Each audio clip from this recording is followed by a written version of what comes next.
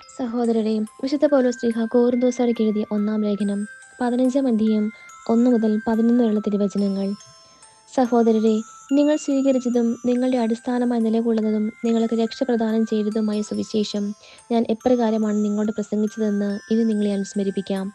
അതനുസരിച്ച് നിങ്ങൾ അചഞ്ചലരായി അതിൽ നിലനിന്നാൽ നിങ്ങളുടെ വിശ്വാസം വ്യർത്ഥമാവുകയില്ല.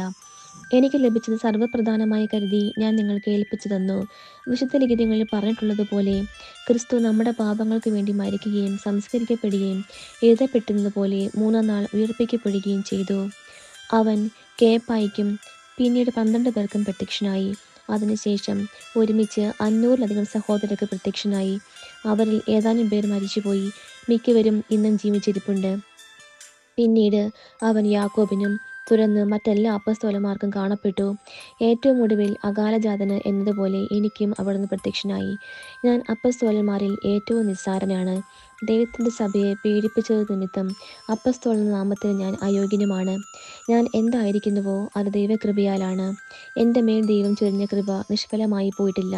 നേരെ മറിച്ച് മറ്റെല്ലാവരെയും അധികം ഞാൻ അധ്വാനിച്ചു. എന്നാൽ ഞാനല്ല, എന്നിലുള്ള ദൈവകൃപയാണ് അധ്വാനിച്ചത്.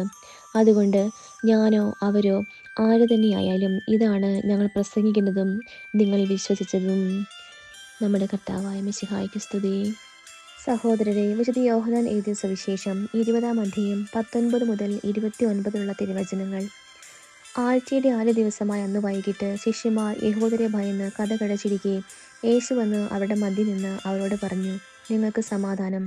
ഇപ്രകാരം പറഞ്ഞുകൊണ്ട് അവൻ തൻ്റെ കൈകളിലും പാർശ്വവും അവരെ കാണിച്ചു. കർത്താവിനെ കണ്ട് ശിഷ്യന്മാർ സന്തോഷിച്ചു. യേശു വീണ്ടും അവരോട് പറഞ്ഞു, നിങ്ങൾക്ക് സമാധാനം.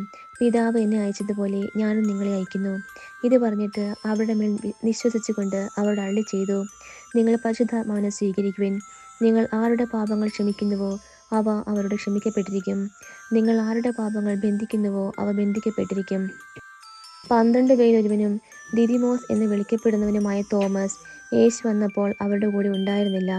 അതുകൊണ്ട് മറ്റ് ശിഷ്യന്മാർ അവനോട് പറഞ്ഞു, ഞങ്ങൾ കർത്താവിനെ കണ്ടു.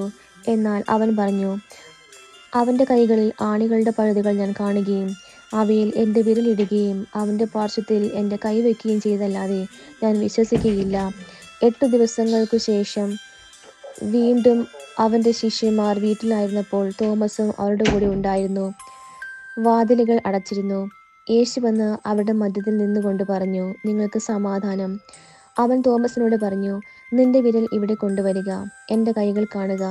നിന്റെ കൈ നീട്ടി എൻ്റെ പാർശ്വത്തിൽ വയ്ക്കുക. അവിശ്വാസിയാകാതെ വിശ്വാസിയായിരിക്കുക. തോമസ് പറഞ്ഞു, എൻ്റെ കർത്താവേ, എൻ്റെ ദൈവമേ. യേശു അവനോട് പറഞ്ഞു, നീ എന്നെ കണ്ടതുകൊണ്ട് വിശ്വസിച്ചോ? കാണാതെ തന്നെ വിശ്വസിക്കുന്നവർ ഭാഗ്യവാന്മാർ. നമ്മുടെ കർത്താവായ മിശിഹായ്ക്ക് സ്തുതി.